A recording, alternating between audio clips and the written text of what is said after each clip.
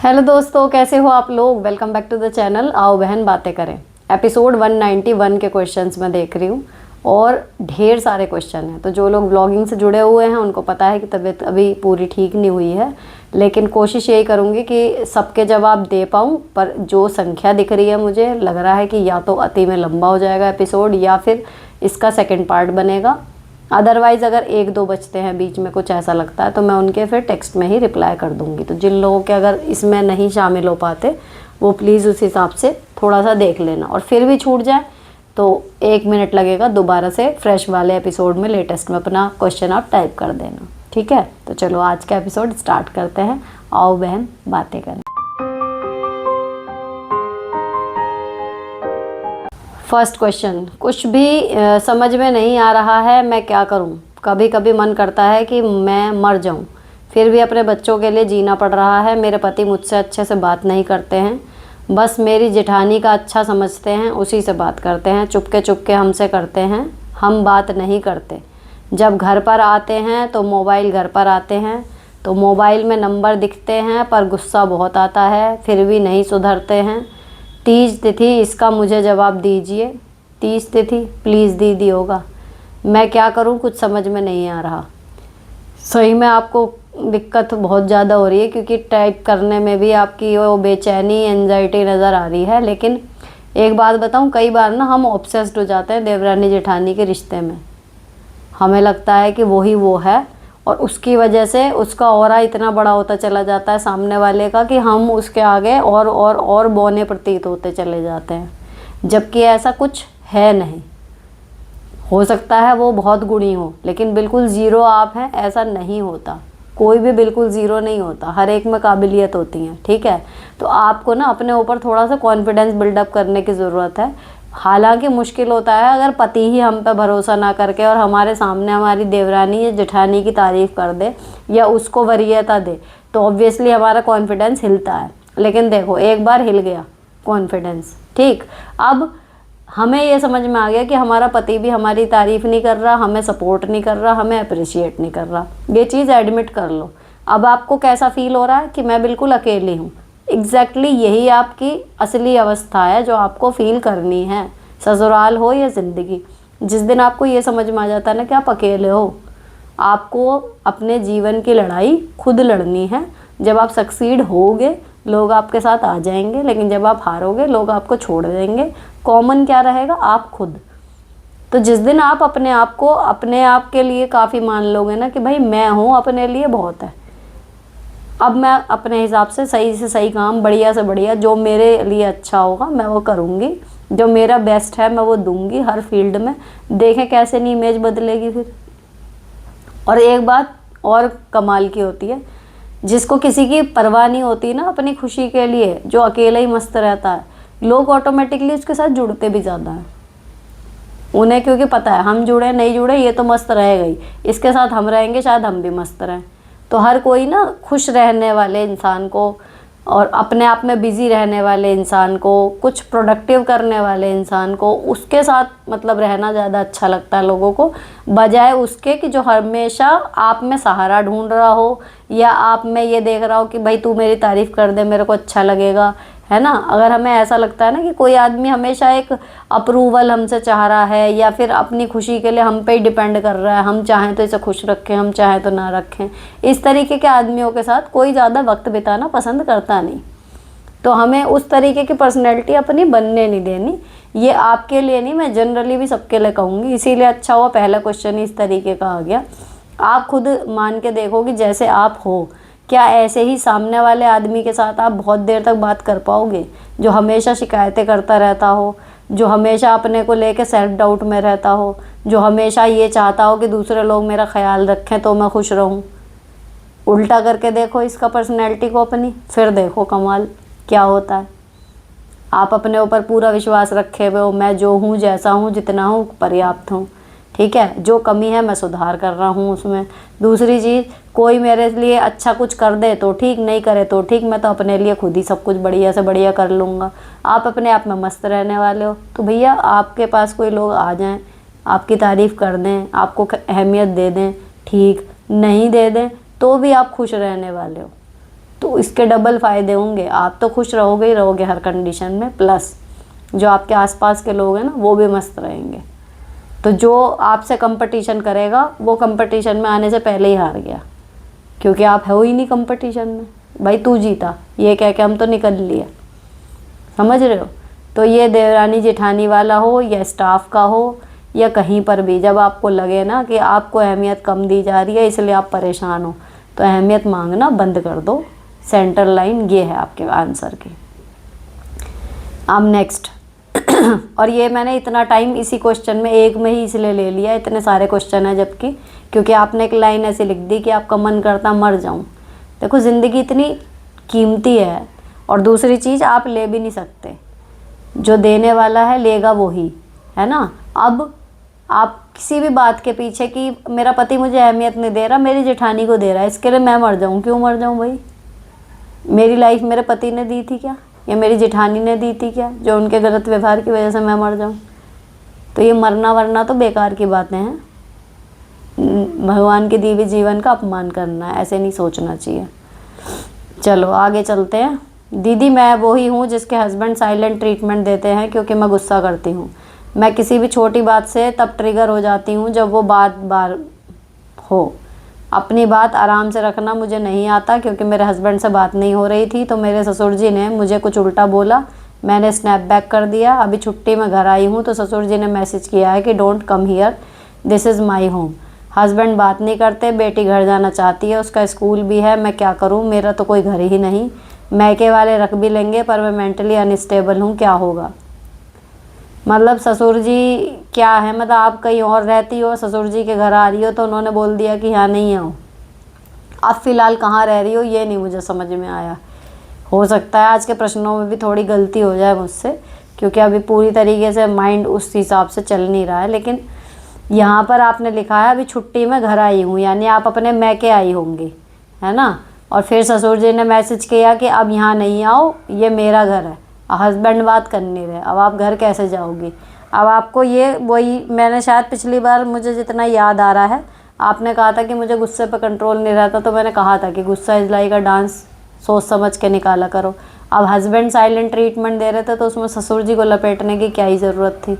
अब ससुर जी तो साइलेंट ट्रीटमेंट नहीं दे रहे, वो तो वोकल ट्रीटमेंट दे दिया कि दिस इज़ माई होम। अब ये होगा कि आपके घर वाले जाएंगे साथ में, बैठ के बातें होंगी, हो सकता है आपको माफ़ी मांगनी पड़े, उसके बाद आप उस घर में जाओगी। और अगर आपको लगे कि मेरा आत्मसम्मान और ये और वो, तो फिर सोच समझ के डिसीजन लो। फिर आत्मसम्मान की कीमत पूरी ज़िंदगी मैके में अगर रह के गुजारनी पड़े तो क्या आप तैयार हैं? क्योंकि मैं हमेशा कहती हूँ, देखो ससुराल से भाग के घर आ जाना, रिश्तों से भाग के छोड़ के घर आ जाना, ये कोई हल होता नहीं है। छोड़ना भी है ना तो पहले वहाँ सब कुछ ठीक करो, उसके बाद छोड़ो। तब होता है कि भाई हमने सारी कोशिश कर ली, उसके बाद ठंडे दिमाग से देखा कि अब यहाँ कोई ऑप्शन नहीं है इसलिए हम छोड़ रहे हैं। लेकिन गुस्से में लड़ाई हुई, आप छोड़ के घर आ गए, ये कोई रास्ता होता नहीं है। तो अब आप आई हैं यहाँ पर, कहीं ना कहीं कमज़ोर पक्ष आपका ही है। अब अपने घर वालों को बताओ कि ऐसी ऐसी बात थी, ससुर जी ये कह रहे हैं, वो जाएंगे साथ, माफ़ी मांगो, और तब जाके उस घर में आपको एंट्री मिलेगी। और आइंदा फिर अपने गुस्से का थोड़ा सा देख के निकालना चाहिए, बस्ट आउट, कि कहाँ निकल रहा है, कितना निकल रहा है। ज़रूरी है तो गुस्सा करो, नहीं है तो गुस्से को कंट्रोल भी करना सीखो। नेक्स्ट, मैं सिर्फ उनके 7 बच्चों की वजह से हूँ और इतनी इंसल्ट सहन करती हूँ, मेरे बस कुछ भी नहीं है। बेबी गर्ल 3 हैं, हर टाइम अलग होने की सोचती हूँ।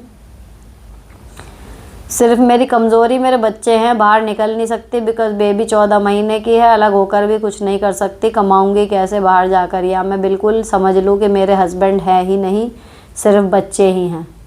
देखो आप उनके साथ बच्चों की वजह से हैं और फिर भी आपके पास 3 बच्चे हैं, है ना। जिस पति के साथ आपकी इमोशनल कोई बॉन्डिंग नहीं है, उसके साथ आपने 3 बच्चों को जन्म दे लिया, 1-2 भी नहीं। अब उसके बाद अब आपको लग रहा है मेरी पति के साथ बॉन्डिंग नहीं है तो मैं क्या करूँ? तो भैया जो बच्चे हैं अब आप उनको ही अपनी दुनिया बनाओ। अगर आपके पति के साथ बॉन्डिंग बन जाती है बहुत बढ़िया, नहीं बनती तो भी जिनका जीवन आपने क्रिएट करा है अब उनको देख के इसी शादी में अपना जीवन अच्छे से बिताओ। और दूसरी चीज़ ये होती है, देखो बाहर कमाने नहीं जा सकती, ये नहीं कर, हर कोई महिला कमाने नहीं जा रही, और जो कमाने नहीं जा रही क्या उसकी गृहस्थी सही नहीं चल रही? बढ़िया चल रही हैं। हज़ारों हाउसवाइफ हैं जो आराम से जी रही हैं, वो कमाने नहीं जा रही, लेकिन घर गृहस्थी अच्छे से सुकून से चल रही है। घर संभालना अपने आप में एक टास्क है, तो आप क्यों नहीं उसी में अपना इतना अच्छा प्रदर्शन कर देते कि उसी में इन्वॉल्व हो जाओ, उसी में रहो, बच्चों को एक अच्छी परवरिश मिलेगी। और अगर आप बच्चों की खातिर ही रह रहे हो तो इसी स्टैंड पे रहो कि मैं बच्चों की खातिर ही हूँ, बनी रहो इसी गृहस्थी में। फिर क्यों इतना स्ट्रेस ले रहे हो? भाई स्ट्रेस हम तब लें जब हमारे पास ऑप्शन है बाहर जाने का, हमारे पास डिग्री है, हमारे पास नौकरी के ऑफ़र है, हम जा नहीं पा रहे तो हम थोड़ा प्रोटेस्ट करें, या एक आध पेपर रह रहा है चलो भाई हम तैयारी कर लें, आगे के लिए चलें। लेकिन अगर हम किसी लायक नहीं है कि हम जाके बाहर पैसे कमा सकें, तो भी हमारे पास घर संभालने का ऑप्शन हमेशा खुला है ना। हम घर इतने अच्छे से संभालें कि उसमें भी हमारी तारीफ ही है। नेक्स्ट अब ये उन्हीं का ही एक और क्वेश्चन है जिनका सबसे पहला हो गया, मैंने आपका काफ़ी डिटेल में पहले जवाब दे दिया, ठीक है। अभी नेक्स्ट चलते हैं। हेलो दीदी, मैं वही हूँ जिसे घर से बाहर निकाल दिया और मैं मम्मी के पास रहती हूँ, जिसको सास ससुर ने 5 लाख रुपए दिए थे।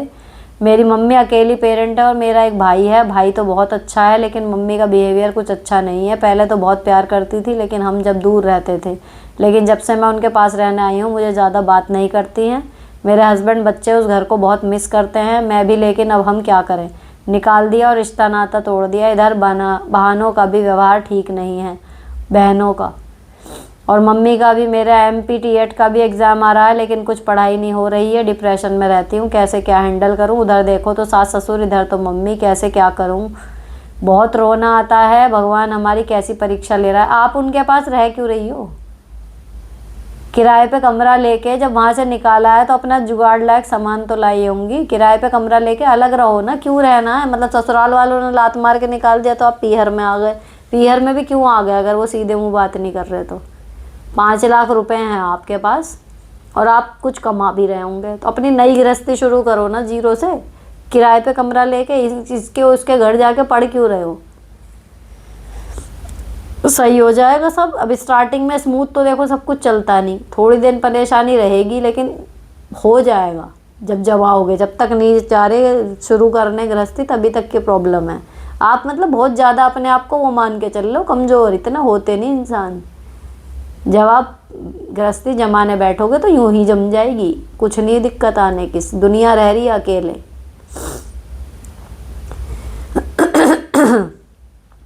नेक्स्ट मैम, मैं वही हूँ जिसने कमेंट किया था कि मेरे हस्बैंड टूर वाला, मैं भूखी रही क्योंकि घर में कुछ नहीं थी खाने के लिए। जो खिचड़ी बनाई थी खाने से उल्टी हो गई थी। दूध मैं खुद लाती थी दुकान से भी। मैं यही पूछ रही थी मैम, मेरे ननंद ने अपने माँ को समझाना चाहिए था कि नहीं? मैं समझाने की कोशिश की थी, मेरे से बोलना बंद कर दिया। मेरे ननंद हमेशा माँ का मूड ठीक करने के लिए रिलेटिव के घर ले जाती है। मैं नहीं मानूँ तो कहती है तेरा मन नहीं रख रही हूँ तो मानेगी तो माँ को कैसे रहें, कैसे कहें? मैं मन भी जाती हूँ लेकिन माँ को कुछ नहीं कहती, मैं क्या करूँ मैम? तो आपकी नंद क्या लग रही है? कहीं की कलेक्टर लग रही है वो। और मान लो आप हो, आपकी बेटी है और फिर आपकी एक बहू आ गई। अब आप जो हो अपनी बहू पे चिल्ला रही हो किसी बात पे। आपकी बेटी आई, उसने देखा कि हाँ गलती आपकी है थोड़ी सी, लेकिन आपकी बहू की भी, मतलब उसने सोचा कि भाभी तो समझ जाएंगी, माँ को किसी तरीके से शांत कर लूँ। आपका मूड रिश्तेदारी में जाने से सही हो जाता है, तो वो आपको लेके जा रही है। कहाँ गलत कर रही है आपकी नंद? आपकी नंद कोशिश कर रही है कि आपके घर में शांति बनी रहे, माँ पे जो ज्वार चढ़ा गुस्से का वो उतर जाए ताकि वो आप पे और ना बरसें। आपको लेकिन उससे ज़्यादा एक्सपेक्टेशन हो रही है कि वो माँ को डांटे, तो आप ज़्यादा एक्सपेक्ट कर रही हो। इतनी भगवान के यहाँ से उतरी हुई ऐसे नंदे, और ना ही मैं सही बताऊँ वो डांटेगी भी ना तो भी इतनी वैल्यू होती नहीं है। उनकी भी वैल्यू लड़कियों की किसी किसी घर में होती है और उतनी ही होती है जब तक माँ बाप उनकी हाँ में हाँ सबकी सेटिंग चल रही हो। अगर वो अपने माँ बाप के उल्टा बोलेंगी ना, उस दिन उन लड़कियों का भी पत्ता कट जाता है। तो आपकी नंद कहीं से कहीं तक गलत नहीं कर रही है, वो सिर्फ उस झगड़े के जो वो है कि तनावग्रस्त माहौल है वहाँ पे से अपनी माँ को उठा के बाहर ले जा रही है। इससे ज़्यादा आप क्या एक्सपेक्ट कर रहे हो उससे? गड़बड़ आप में ही है क्योंकि अगर मेरा पति जा रहा है और फिर मेरी सास कह रही है, मुझे सिर्फ इतना ही तो कहना, मेरे को क्या बता के गए हैं, बात ख़त्म। अब वो चिल्लाए जा रही है, कुछ कर रही है, उसमें जब मेरी कोई गलती ही नहीं है तो मैं क्यों अपने ऊपर ले रही हूँ। अब वो मेरे को खाना पीना नहीं दे रही, कुछ नहीं दे रही, तो मैं छोटी बच्ची थोड़ी हूँ, मैं जाके अपना दूध पानी ले आऊँगी। गुस्सा आ रहा ठीक है, वो बात अलग है, लेकिन ये इतनी बड़ी बात थोड़ी है कि इसको आप पकड़ के बैठ जाओ कि अब धीरे धीरे मुझे लग रहा है 1 महीना हो गया यहाँ कमेंट करते हुए भी, अभी आपके दिमाग से बात ही नहीं निकल रही कि जी सास ने मुझे ऐसे नहीं करा और बेटे की गलती पे मुझे सुना दिया। ये इतनी बड़ी बात नहीं है, आप ओवर रिएक्ट कर रहे हो इसमें। हेलो दी, मेरी दोनों ननद मेरी देवरानी से ही मतलब रखती हैं, कॉल भी बराबर करती हैं। मैं जब कॉल करती हूँ तभी मुझसे बात करती हैं। वो लोग मुझे चालाक समझती हैं, जबकि ऐसा नहीं है। जितना मैं रिश्तों को संभाल के रखना चाहती हूँ उतना ही कोई मुझसे खुश नहीं है। कुछ बताइए मैम, मैं क्या करूँ। आपको ना कुछ नहीं करना। और दूसरी चीज़ ये जो कह रहे हो ना, रिश्तों को आप संभाल के रखना चाहते हो, शायद यहाँ पे आप ओवर कर जा रहे हो इसीलिए। और उनको एक चीज़ और हो सकती है, आप कह रहे हो ना कि वो आपको चालाक समझती हैं, हो सकता है जो उनके जिनके साथ वो बातचीत रख रही हैं वो उनके हाँ में हाँ मिलाती हो, या उनसे थोड़ी सी IQ में कम हो, उनको उनके साथ बात करके बढ़िया लगता हो। आप उनसे थोड़ी ज़्यादा होशियार हो तो उन्हें इनसिक्योरिटी फील होती होगी, ठीक है। तो ऐसे में हम करें क्या, हमें कुछ नहीं करना। हम जो हैं वो हैं। कोशिश ये करो कि उनके सामने अपने ज्ञान का प्रदर्शन ना करो, बस। इससे ज़्यादा हम कुछ कर नहीं सकते। अगर किसी को हमारी उपस्थिति में नीच महसूस हो रहा है, छोटा महसूस हो रहा है, हम उसके स्तर तक थोड़ा बहुत सहृदयता से झुक के बात कर सकते हैं। मान लो हमें इंग्लिश आती भी है बात करनी, हम उसके सामने इंग्लिश में बात ना करें, है ना। तो अगर उसको लग रहा है ऐसा कि उसे एक रीज़न हो सकता है ये भी, आपको जो लग रहा है चालाक। और दूसरी चीज़ वही है कि कुछ वाइब्स होती हैं, कई बार मैच होती ही नहीं। कहते हैं ना रिश्ते ऊपर से बन के आते हैं। तो आप जो एक वो होता है ना फॉर्मेलिटी वाला रिश्ता कि ठीक है 30 त्यौहार पे मिल रही है, हाँ हूँ कर ली, हाल चाल ले लिया, उतना भी चलता रहे तो ठीक है। नहीं आ रही कॉल, 2-3 दिन में बराबर कॉल नहीं हो रही, कोई बात नहीं। जैसे सामने वाला रख रहा है वैसे रिश्ता रख लो तो हेडेक कम है और रिश्ता लंबा चलता है। नेक्स्ट मैम, मेरे भाई की शादी को 5 साल हो गए हैं। मेरी मम्मी 4 महीने पहले ऑफ हो गई। अब पता चला कि मेरे छोटे भाई और भाभी का फिजिकल रिलेशन चालू था। भाई ने बहुत समझाया कि ये सब भूल के वापस शुरू करते हैं, पर भाभी को ये है कि उनको देवर से शादी करनी है, उसके साथ ही रहेंगी। उनका एक 3 साल का बेटा है। भाई ने गुस्से में बहुत मारा, हमें पता है गलत किया है, पर भाभी का अभी भी वही है, छुप छुप के छोटे भाई से बात करती हैं। हम सबको बोल रही हैं हमारी शादी करा दो अगर हम दोनों इतने ही गलत हैं। छोटे भाई ने साफ मना कर दिया, हमारा ऐसा कुछ नहीं है और मैं शादी नहीं करूँगा। छोटा भाई 2 लाख महीने के कमाता है और बड़ा भाई 25,000, इसलिए भाभी को अब छोटा भाई ही चाहिए। हम अगर समझाएं तो हम गलत हैं, क्या करें। आपके करने के लिए कुछ बचा ही नहीं है। उसने जब मना किया है आपके छोटे बेटे ने, तब भाभी की आंख नहीं खुल रही कि जो अगर शादी करा दो कि भाई गर्दन पकड़ के शादी कराई जाएगी क्या, जिससे तू लगी पड़ी है शादी करने के लिए चक्कर में, वो खुद ही मना कर रहा है तो कहाँ से शादी करा दें। तो ये तो बड़े भाई का बड़प्पन है कि तुझे फिर भी रखने को तैयार है, दूसरी शुरुआत करने को तैयार है।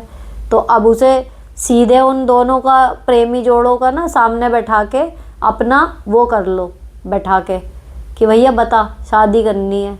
जब वो उसके सामने मना करेगा अपने आप थोड़ा सा तमाशा होएगा, दिल टूट जाएगा, ठीक है। उसके बाद आपके बड़े भाई पे छोड़ दो कि इसे रखना है या नहीं। अब फिर भी कहे जी मुझे नहीं रहना, तो 2 तलाक, जा अपने घर। अब ना तुझे बड़ा मिल रहा ना छोटा मिल रहा।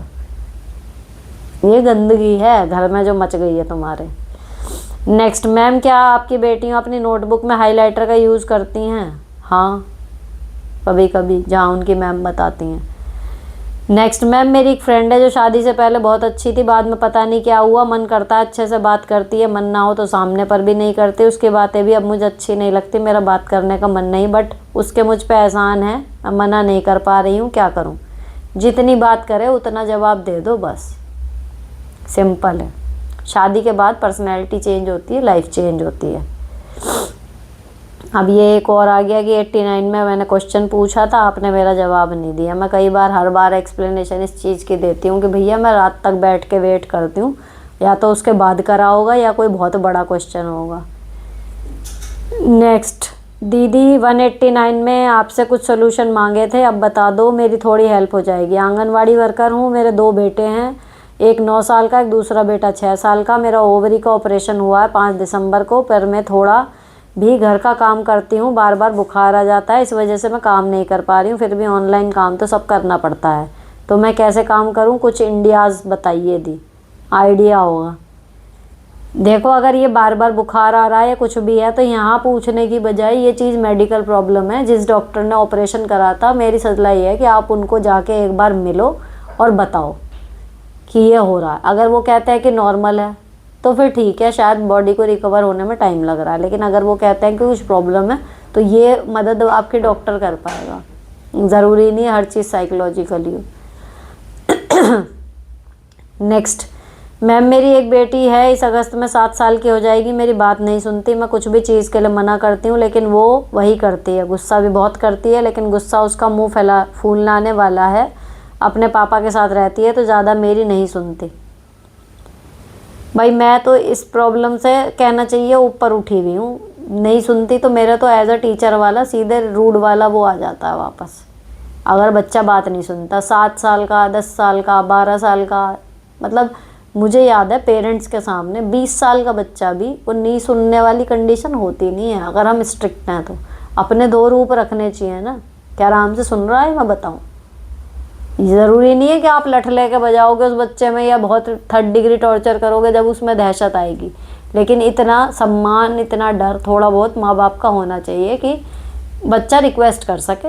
ये नहीं है कि जी मुझे नहीं करना, है ना? तो उसे थोड़ा दिखाओ कि बॉस आप हो घर में। भले बाप के साथ रहती है, उससे क्या फ़र्क पड़ रहा है? एक ना एक पेरेंट्स के साथ ही बच्चा ज़्यादा टाइम बिताता है, लेकिन उसको थोड़ा दिखाओ कि माँ मैं हूँ। नेक्स्ट, मेरे हस्बैंड घर के किसी काम में मेरी हेल्प नहीं करते। सासू माँ ने उन्हें बिल्कुल लल्ला बना रखा है, बाहर के काम में भी उन्हें मेरी हेल्प चाहिए। ये आप क्वेश्चन ना मैंने एग्जैक्टली ये पीछे मैंने पढ़ा है लास्ट क्वेश्चन में, मुझे पता है, मैंने इसका जवाब दिया है। तो कई क्वेश्चन बैक टू बैक सब डाल देते हैं, बजाय ये देखने के कि पहले वेट कर लें। अगर नहीं आया जवाब तो अगले में डालना चाहिए। Next, now I am in silent divorce condition but घुट रही हूँ क्योंकि वो इंसान तो नहीं बदलेगा कभी भी। हाँ, ही इज़ मेंटली इल। शक्की इंसान का कोई इलाज नहीं है। ऐसा लगता है कि जीवन एक सज़ा है। मन करता है बहुत सारी चीज़ें करने का, बट अब आपका वही है, बट पे आकर रुक जाता है। आपके सारे ऑप्शन आपके अकॉर्डिंग बंद हैं। तो ये साइलेंट डिवोर्स वाला ही कंडीशन आपके और आपकी बेटियों के लिए बेस्ट ऑप्शन है इस टाइम। पिछली बार आपने बताया था कि बेटियां जब 3.6 ईयर्स की थी तो आपके घर पैसों, घर ज़मीन के लिए कलेश होता था। ये सब थोड़ा डिटेल में बताइए। मेरी कज़िन भी बहुत परेशान है, आप इससे कैसे निकली? हम आपकी वाईटी फैमिली हैं, आपसे हर बात शेयर करते हैं, तो आपका भी बनता है दीदी, प्लीज़ हेल्प करें दीदी। मेरे बताने से आपकी कोई हेल्प नहीं होगी। और दूसरी चीज़, आप मेरे साथ हर बात शेयर यहाँ पर कर रहे हो क्योंकि आपको एक सोल्यूशन मिल जाएगा, ये उम्मीद है।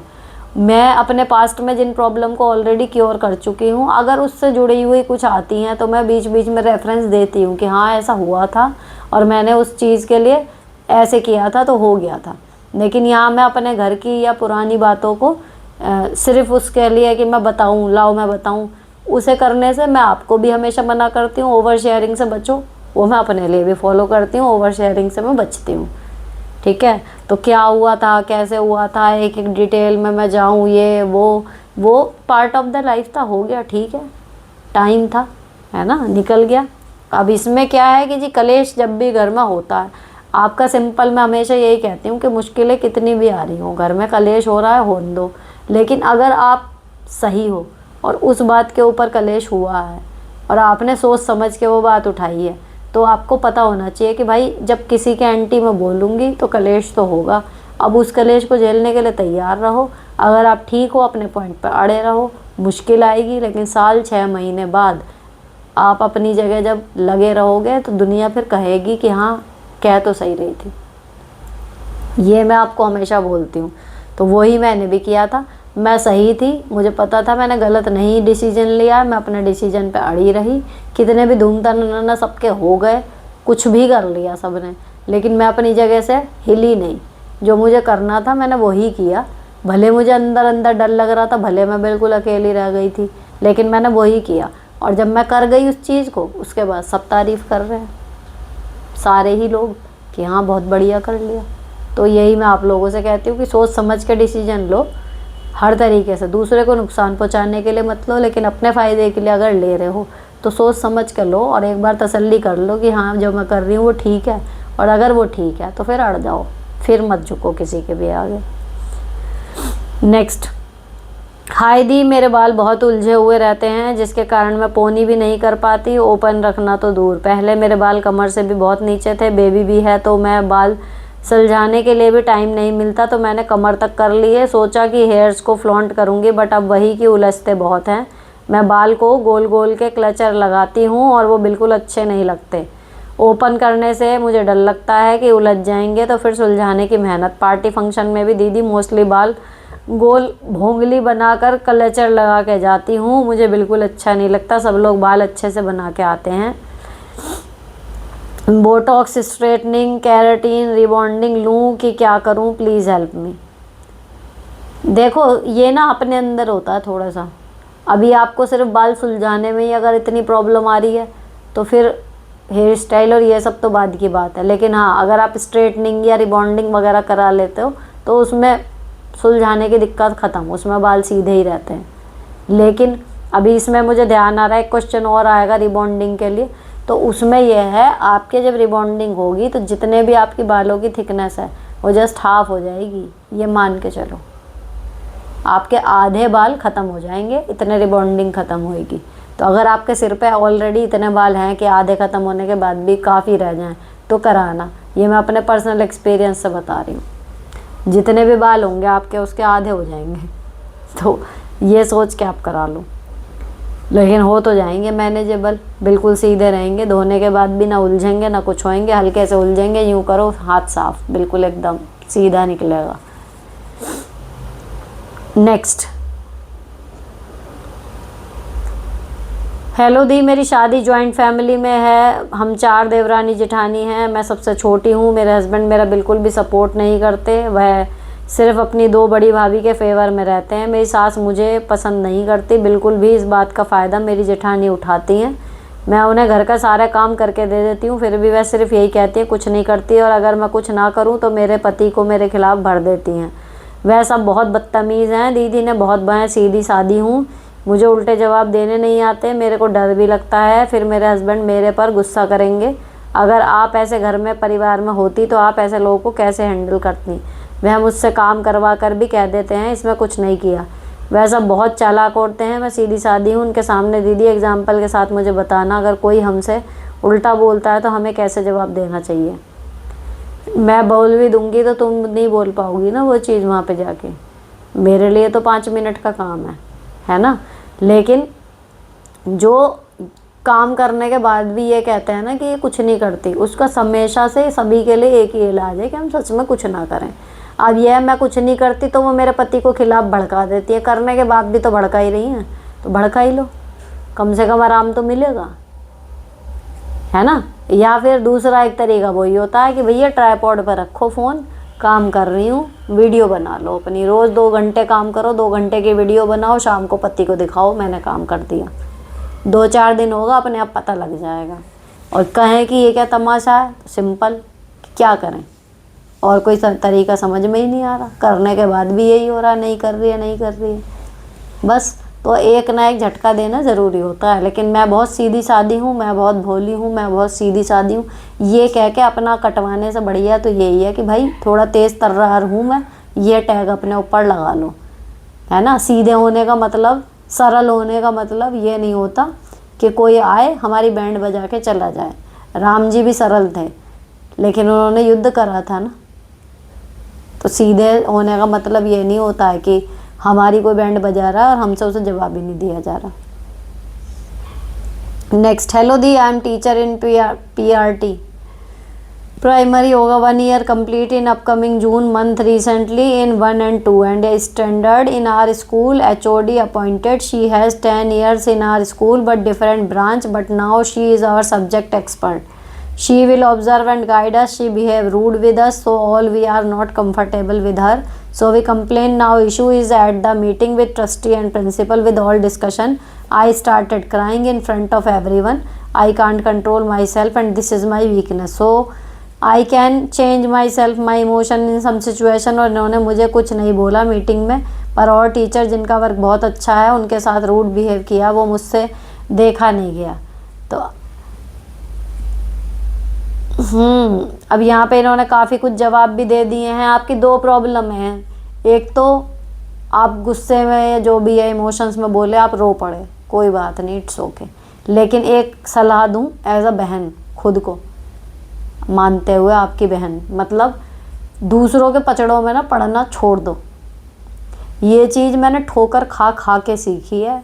मेरी अपने स्टाफ में ना गिन के सिर्फ 2 बार लड़ाई हुई है इतने सालों में, 23 साल के करियर में 2 बार, जिसे कहते हैं मतलब प्रॉपर मुंह भाषा, ठीक है। और वो हुई है अच्छी 5-10 मिनट की, कि हाँ चपड़ चपड़ खूब चल रही है, और मैंने जम के लंका लगाई। सही बताऊँ तो मैंने ही लगाई है, मेरी नहीं लगाई किसी ने कि मेरे को कोई कुछ कह के चला। लेकिन यह है कि चल छोड़ चल छोड़ चल छोड़ वाली चल रही है बात, लेकिन आज आ जा, चल तुझे बता ही दूँ, ठीक है। 2 बार हुई है, और मज़े की बात बताऊँ, दोनों बार मेरे वजह से नहीं हुई। जो मेरे हेड थे उस टाइम पे वो बूढ़े थे, उनके साथ मिसबिहेव किया, मैं उस पर मतलब फिर मैंने एक्शन ले लिया कि भाई तुझे तमीज़ नहीं है बड़े आदमी के साथ बिहेव कैसे करते हैं, ठीक है।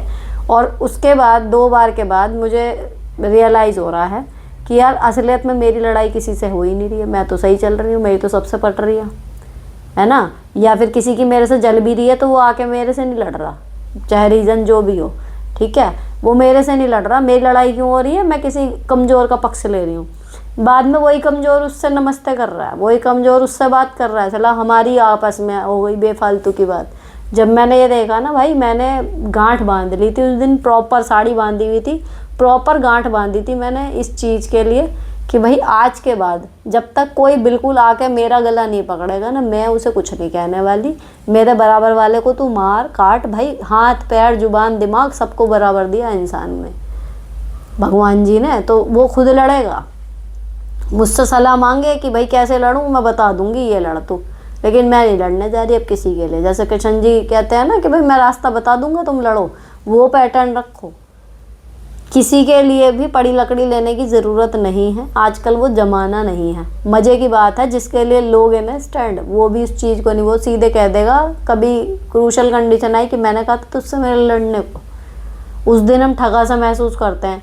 हमारा चाहे कितना ही नुकसान हो जाए, लड़ाई में कुछ भी हो जाए, लेकिन हमारी अपनी लड़ाई है तो हमें सब्र तो रहेगा कि यार अपनी लड़ाई थी, ठीक है हमने खो दिया इतना कुछ। दूसरे की लड़ाई के पीछे हम टर्म्स बिगाड़ रहे हैं, लोगों के सामने बदनामियाँ हो रही हैं कि इसकी टीचर की लड़ाई हो रही है, ये वो फालना बेफालतू की, और हमारा कोई मुद्दा ही नहीं है। फिर हम जा के बता रहे हैं कि हमारी तो कोई लड़ाई नहीं थी, हम तो इनकी वजह से लड़ मरे, और जिनकी वजह से लड़ मरे वो राम राम जुआ उनकी चालू हो गई। तो इस चीज़ से बचो, अपनी लड़ाई हो तब लड़ो, फिर भी लड़ते लड़ते आंसू आ जाए ठीक है, वो स्टार्टिंग में होता है, लेकिन जब आप लड़ने लगते हो या आपको आदत हो जाती है जवाब देने की, फिर कुछ नहीं होता। नेक्स्ट, मेरी बेटी को जो लड़का पसंद है वे लोग हमारे घर आकर बात पक्की कर गए जब उनकी बेटी की इंगेजमेंट होने वाली थी, और अब इंगेजमेंट उसकी टूट गई है, और हमें लोग पूछ रहे हैं कि बेटी की इंगेजमेंट कब कर रहे हो। अब बेटी के ससुराल वाले उनकी बेटी के लिए दूसरा रिश्ता ढूंढ रहे हैं। वो 27 साल की है मेरी बेटी, और उनका लड़का 23 का है, तो हमें कब तक वेट करना चाहिए। क्या वेट करोगे भाई, उनकी बेटी की इंगेजमेंट होने वाली थी, अब टूट गई है, अब वो आपके बेटी के लिए पूछ रहे हैं। अभी तो देखो जब लड़का लड़की हैं तो भैया वेट तो करोगे ही, अब कब तक का क्या मैं फिक्स बताऊं। एक भरोसा होता है कि हाँ करनी तो इसी लड़के से है तो करेंगे ही, अति होती है तो फिर यही होता है भाई उसका मिल नहीं रहा चलो तुम कर दो, फिलहाल तो रुको ही अब। नेक्स्ट, मेरे ससुराल वाले बहुत ख़राब हैं, जीना बिल्कुल दुश्वार कर दिया है, कुछ भी कर लो ये होता है, कुछ करती नहीं, सिर्फ लड़की ही करती है उनकी, कभी खुशी नहीं रहते, हमेशा सबसे बुराई करते रहते हैं। तो उस बुराई को सच कर दो, बस करो ही मत काम। कोई कहे कि आपने जो कहा था वही तो हो रहा है। नेक्स्ट, मैम मेरी कल ही बात हुई, मैं मैके आई हूँ, 14 मार्च को हमारी लड़ाई हुई थी, 27 को घर आई थी, 2 दिसंबर को गए थे, बहुत अच्छे से रहते थे, बट इन लॉज के भड़काने से फ़ोन छीन लिया, बोलते हैं पूरी लाइफ फ़ोन नहीं मिलेगा अगर भाग गई तो मुझे पछतावा नहीं होगा। बार बार बोलते हैं यही बात, 12 साल से यही बात बोलते हैं। उन्होंने कंडीशन रखी है फ़ोन नहीं मिलेगा। अब आपको वापस चाहिए वो रिश्ता तो फ़ोन नहीं मिलेगा, इसी के साथ रहो। भैया जेल में भी उम्र कैद होती है तो पिक्चरों में दिखाते हैं अच्छे व्यवहार की वजह से जल्दी रिहा कर देते हैं। तो आप सही रहोगी तो क्या पता कुछ साल बाद बदल जाए स्थिति। और कोई ऑप्शन आपको नज़र आ रहा है? अगर हमें उस रिश्ते में वापस जाना है तो उनकी टर्म्स और कंडीशन पे ही जाना होएगा। अब नेक्स्ट, हेलो मैम, हम भी अभी मेरठ में शिफ्ट हुए हैं। मेरे जो लैंडलॉर्ड हैं वो अपना काम ख़त्म करके मेरे यहाँ घंटों बैठी रहती हैं, इससे मेरा काम रुक जाता है। हमने मकान लेने में थोड़ी जल्दी कर दी, गेट ग्लास का है तो मेरे पूजा के टाइम किसी भी वक्त आ जाते हैं। एक दिन मैं अपने हस्बैंड को ये बता रही थी, उन्होंने सुन लिया, मुझे बहुत गिल्ट हुआ, मैं किसी को हर्ट कर दिया। लेकिन अब वो आते तो हैं ही, साथ में बातों बातों में ये जता देती हैं कि लोग कितने चालाक होते हैं, वो ऐसा कहते हैं। मैं क्या करूँ, मुझे अपना सॉलिट्यूड में टाइम पसंद है। कभी कभी ये ठीक है लेकिन अक्सर मुझे बड़ा अजीब लगता है, मैं कह नहीं पाती। सॉरी अगर कमेंट लंबा हो गया हो तो। देखो ऐसा है, हर्ट करने की बात क्या है, मतलब इसमें थोड़ा बहुत अगर आप ये कहो कि आंटी मुझे काम करना है। दूसरी चीज़, अगर वो बैठी भी है ना, आप अपना काम मत रोको, आपको वो चिल वाला टाइम तो नहीं मिलेगा कोई बैठ गया तो। लेकिन अगर कोई आ भी गया है, आप अपना काम करते रहो। तो अगर उसको लगेगा थोड़ा भी कि यार ये व्यस्त है, समझदार होगा, चला जाएगा, नहीं भी गया आपका काम नहीं रुक रहा, ठीक है ना। तो जितनी देर भी वो है उतनी देर वो एकांत वाला समय भले ना मिले, लेकिन आप ये कर सकती हो कि जो आपके झाड़ू पोछा बर्तन कपड़े डस्टिंग कुछ भी है वो अपना करते रहो। उसके पास लग के मत बैठो और ना ज़्यादा चाय पानी पूछो। तो धीरे धीरे अपने आप या तो कम हो जाएगा, या फिर यह है कि ठीक है बैठा तो बैठा, काम तो कर ही रही हूँ मैं, वो आपका टाइम का नुकसान नहीं होने का। मतलब इवन मैं हूँ, अब मैं इतना ज़्यादा बिजी रहती हूँ पूरा दिन, मतलब मेरा मिनट मिनट बंधा हुआ है। अगर मैं कहीं 1 घंटा या आधा घंटा निकाल रही हूँ तो उसका खामियाजा मुझे रात को आधा घंटा 1 घंटा एक्स्ट्रा जग के देना पड़ेगा, ये शेड्यूल है। लेकिन फिर भी आपने देखा कोई आता है तो मेरे शिकन आती है माथे पे? नहीं आती, क्योंकि जब कोई आएगा, आके बैठे भी रहते हैं लोग, मेहमान जो भी है, मैं किचन में काम करती रहती हूँ, अपना बातें करती रहती हूँ, जो कुछ भी है। तो फ़र्क पड़ता है 15-20 मिनट का जो अकेले में और उनके साथ में, लेकिन साथ में बातें करने को मिल रहा है कि ये तसल्ली रहती है। अब आपको इंटरेस्ट नहीं है उनसे बात करने में, लेकिन जो मेन प्रॉब्लम है वो कि काम रुक रहा है, तो अपना काम मत रोको, काम आप करते रहो, बैठी हैं बैठे रहने दो। नेक्स्ट, नमस्ते दीदी, मैं गवर्नमेंट टीचर की तैयारी कर रही हूँ। मैंने 4 अटैम्प्ट्स दे दिए लेकिन कुछ नहीं हुआ। मैं बहुत डिप्रेशन में हूँ। अब्बू को उठाती हूँ तो पढ़ा नहीं जाता, ना टाइम मैनेजमेंट हो रहा। मेरे 2 बच्चे भी हैं, उनकी भी स्टडी मैनेज करती हूँ। कैसे शुरुआत करूँ, दोबारा कैसे पढ़ाई को कंटिन्यू करूँ, कुछ समझ नहीं आ रहा। रात में नींद नहीं आती, फिर सुबह हेडेक हो जाता है।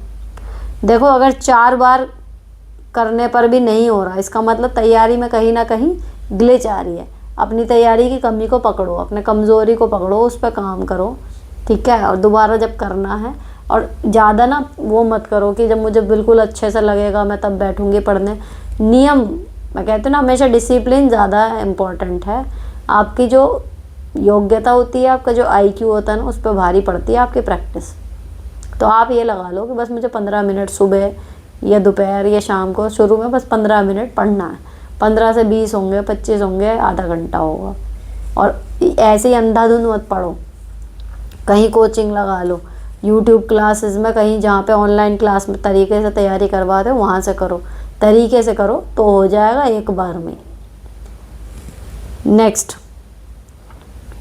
Hello the, God bless you for this wonderful work. मेरी देवर और देवरानी से बिल्कुल बात नहीं होती, बस छोटे बच्चे आपस में खेलते हैं। उसने अपने बच्चे के बर्थडे सेलिब्रेट किया तो हमें केक कटिंग के टाइम छोटे बच्चे से कहलाया कि बड़ी मम्मी को बुला लाओ, जबकि वो हस्बैंड वाइफ वहीं पर थे, लेकिन उन्होंने कुछ नहीं बोला, जिसकी वजह से मैं नहीं गई। अब मेरी बच्ची का बर्थडे आ रहा है तो क्या उनको इन्वाइट करूँ? मेरा बिल्कुल भी मन नहीं है उनके बिहेवियर की वजह से उन्हें पूछने का, क्या प्लीज़ बताएं। अब देखो, अगर आपको लगता कि बच्चों में फ़र्क नहीं करना चाहिए, तो जब बच्चा गया था बुलाने, अगर मैं आपकी जगह होती तो मैं जाके खड़ी हो जाती। उसके माँ बाप ने नहीं मुंह से बोला कि आ जाओ भाभी, आ जाओ दीदी, तो मैं जाके उनसे कुछ कहती भी नहीं। लेकिन बच्चा आया था बुलाने, अगर मेरा मन है, मेरा बच्चों में मोह है, मैं चली जाती। सेम कंडीशन अगर मैं अपने घर में रख के देखूँ, ठीक है। अब ये हो गया, तो अब आप जब करेंगी तो आप खुद जाएं या आपका बच्चा जाए। अब वो फ्री हैं कि वो भी नहीं आए, तब आपको बुरा लगेगा कि मैंने बुलाया अब ये आई नहीं बुलाया तब ये हो जाएगा कि जी हमने जैसे भी कहा था बच्चे से ही कहलवाया था, लेकिन कहलवाया तो था, इन्होंने तो मैं पूछा ही नहीं, है ना। तो अब ये है कि आपको बुलाना चाहिए और उसके बाद फिर वो नहीं आएंगे, इसके लिए मेंटली प्रिपेयर्ड रहना। आ गए तो इसका मतलब वो बहुत अच्छे दिल के लोग हैं फिर। नेक्स्ट, हाय मैम, मैं वही हूँ जिसकी जेठ की बेटियाँ सोने आती थी हैं। मैं बहुत स्ट्रेस में थी, लेकिन आपकी सलाह के बाद रिलैक्स फील हुआ, क्योंकि मैं कुछ कर नहीं सकती। ससुर जी बहुत पक्ष लेते हैं उनका। एनीवे मुझे आपकी बात सुनकर तसल्ली हुई। चलो जी। नेक्स्ट, हाय मैम, ऐसे देवर का क्या करें जो हमेशा आपके काम में कमी निकाले, टोके और कहे कि भाभी को काम करना नहीं आता। मैंने कल बर्तन नहीं धोए एंड MIL भी घर पर नहीं थी और मेरा सिर दर्द हो रहा था। देवर कहने लगा बर्तन धो दिया करो टाइम से। मैंने बोला मेरा सर दुख रहा था, फिर भी बोले धो दिया करो, कितना टाइम लगता है, मक्खी होती है, अच्छा नहीं लगता। हस्बैंड ने बाद में पूछा क्या हुआ, तो मैंने बोला कि बर्तन नहीं धोए थे, सर दर्द हो रहा था, तो इस वजह से। तो बोलने लगे काम कर दिया करो टाइम से, किसी को कहने का मौका मत दिया करो। अब इसमें दीदी के स्टाइल से अगर करोगी तो दीदी तो तभी कह देती कि इतनी मक्खी लग रही है तो भाई खुद धो दे, पानी डाल दे। अब ये आपसे होगा नहीं, ठीक है। अब आप क्या होगा पुरुष प्रधान की, भैया पुरुष को ऐसे कैसे कह दिया। तो ऐसी कंडीशन नहीं है ये, जब हमारा पति भी यही कह रहा है कि काम कर दिया करो भैया, किसी को कहने का मौका मत दो, बात हमें भी बर्दाश्त नहीं है ना। तो फिर तो तरीका यही सही था कि सिर दर्द तो हो ही रहा था, गोली खा के या चुन्नी बांध के सिर में, पता है कि वो उस देवर के रूप में दूसरी सास आएगी कहेगी, तो इससे पहले मैं करके रखूं, है ना। लेकिन अगर मैं परेशान हूँ और मुझे लगता है कि मैं अपने तरीके से काम करूँगी और कोई आके पेंच लगा रहा कि मक्खी लग रही है या टिड्डे लग रहे हैं, तो सीधे कह दूँगी या तो धो दो खुद, नहीं तो पानी डाल दो, मक्खियाँ तो उससे ही भग जाएंगी। नेक्स्ट, मैम ससुराल में रहने के क्या नियम होते हैं। वैसे बहू के लक्ष्मी बोलते हैं, बट हर किसी के पैरों में झुका देते हैं। उसे क्या ज़रूरत है सबके आशीर्वाद की, उसे क्या बॉर्डर पर लड़ने जाना है। मुझे सबके पैर छूना एंड इन लॉज बिल्कुल पसंद नहीं है। बॉर्डर पे जो लड़ने जाते हैं उन्हें आशीर्वाद चाहिए होता है। आशीर्वाद तो आपको हर एक को हर मतलब पग पग पे चाहिए। बहू को आशीर्वाद क्या देते हैं, जाओ दुश्मन को हरा के आओ, उसे यही तो देते हैं भैया, पोता दे भगवान, पोती दे भगवान। पोती तो खैर कोई कहता ही नहीं, पोता दे भगवान करके कहता है गोद भरी रहे, तेरे भैया भतीजे बने रहे, पुराने यही तो कहते थे। तो इन आशीर्वादों की तो देखो ज़रूरत है। पैर छूना एंड ऑल दैट, ये देखो वो है कि किसी के पैर ही इतने सड़े हुए हों कि मन ना करे छूने का, वो एक अलग चीज़ है। बाकी बड़ों के पैर छूना, आशीर्वाद लेना मुझे तो अच्छा लगता। किस्मत वाले होते हैं, बहुत कम मतलब बड़े बच रहे हैं कि जिनके पैर आप छू सकते हो, ले सकते हो, और जो कह भी नहीं कि हाँ सुखी रहो, चाहे ऊपरी मन से ही कहें। वरना ऐसे है कि पैर भी छू रहे हैं, आशीर्वाद भी नहीं मिल रहा, तो ये तो गलत है। लेकिन हाँ इट्स ओके, अगर आपको लगता है कि ये चीज़ें बिना मतलब की हैं तो आप सीधे मना कर दो कि यार मेरे को नहीं अच्छा लगता पैर छूना, ये सब करना मैं नहीं करूँगी, बस बात खत्म। नियम में तो ये है ही, नियम तो कितने और कहाँ तक हैं वो कहाँ तक ही पालोगे। लेकिन जो लग रहा है कि अपने लायक नहीं है और हमें नहीं करना है, तो सिंपली कह दो कि नहीं करना है, बस। नेक्स्ट, आपके रिलेटिव में जो उनका यूट्यूब चैनल का नाम क्या है। पूजा रस्तोगी ब्लॉग्स, मेरे भांजे की बहू। नेक्स्ट, रिश्ता कोई भी हो क्या हम अपनी तरफ से हर बार कॉल करें, सामने वाला कभी ना करे, चाहे 1 मंथ हो जाए बात वो नॉर्मल करे, तो क्या हर बार हमें ही कॉल करनी चाहिए। अब भैया ये तो चुल की बात है, हमें लग रही है तो हम करेंगे, नहीं लग रही हम भी नहीं करेंगे। जब हमें कोई ज़रूरत होगी, इनविटेशन होगा, कोई ख़ास मौका होगा, कुछ बात होगी स्पेशल जो उसे बतानी है, उस दिन हम कर लेंगे, हम भी नहीं करेंगे रोज़। नेक्स्ट, CCL लेने का क्या प्रोसेस है, किसी को पता हो तो बताना। जहाँ पर आपकी छुट्टियाँ अप्लाई होती हैं वहीं से CCL अप्लाई हो जाती है। और रही बात प्रोसेस की, तो अपने ऑफिस के क्लर्क जो वहाँ पे पास करेंगे ना, उनसे एक बार मिल लो, तो हार्ड कॉपी में पूरी फाइल बन के जाती है, वो PDF के फॉर्म में वहाँ अपलोड होती है। तो वो आपको एक बार ऑफिस में जाके पता चल जाएगा। फॉर्मेट उसका ऑनलाइन अवेलेबल हो जाता है, गूगल पे मिल जाएगा, वहाँ से प्रिंट आउट निकाल सकते हो। नेक्स्ट, हेलो दीदी, मेरा सवाल है कि मेरी शादी को 5 साल हो गए। मुझे इसलिए अच्छे से पता है कि मेरी सास चालबाज औरत है, ससुर भी सास के साथ देते हैं, इसलिए मेरी कभी नहीं भी उनसे वो बहू बेटे में लड़ाई करवाती हैं। मैं खुद की बात मनवाती हैं, यहाँ तक कि दूर रह रहे हैं। अब हम तो भी फ़ोन पर हस्बैंड को इमोशनली ब्लैकमेल करती हैं। मेरे हस्बैंड की वजह से मैं बहुत परेशान हूँ, क्योंकि सब कुछ देखकर भी माँ को सही बताते हैं। अब मेरी देवरानी ने भी अलग होने का डिसीजन ले लिया है सास ससुर ने, उनकी ख़राब आदत की वजह से। इसलिए मेरी सास ने अलग ही खेल खेला। अब वो खुद का गोल्ड सिल्वर मेरे हस्बैंड को देना चाहती हैं। मुझे ये बात अजीब लग रही है। मैंने मना कर दिया हस्बैंड को कि मुझे नहीं लेनी कोई ज्वेलरी, पर हस्बैंड मान नहीं रहे। जबकि आज तक मेरी सास ने हमेशा हर चीज़ छिपाई है और अब सब दे रही हैं, जबकि उनकी आदत अब भी वैसी ही है बिल्कुल। मैं बहुत मुश्किल से डिप्रेशन से बाहर निकली हूँ। मेरी फैमिली ने मुझे मेंटली बहुत सपोर्ट किया है। क्या करूँ दीदी, अगर मैं ज्वेलरी नहीं लेना चाहती और मुझे फोर्स किया जाए कि तू मतलबी है, इतना मतलबी नहीं होना चाहिए। ये बोले मेरे हस्बैंड, ज्वेलरी ना लेने पर तो सब समझ आ जाता है कि ये सब क्यों किया जा रहा है। मैं सास ससुर के साथ नहीं रहना चाहती। मेरा एग्ज़ाम भी क्लियर हो गया है, टीचिंग में सिलेक्शन हो गया है, मैं खुश रहना चाहती हूँ। क्या मुझे अभी से स्ट्रिक्ट होकर बोल देना चाहिए? क्योंकि मेरे सास ससुर अभी बहुत ओल्ड एज नहीं है, वो बिल्कुल ठीक हैं, खुद का करने लायक। मुझे पता है कल को अगर साथ भी रहे तो मेरी सास कोई हेल्प नहीं करवाती और लड़ाई भी होगी।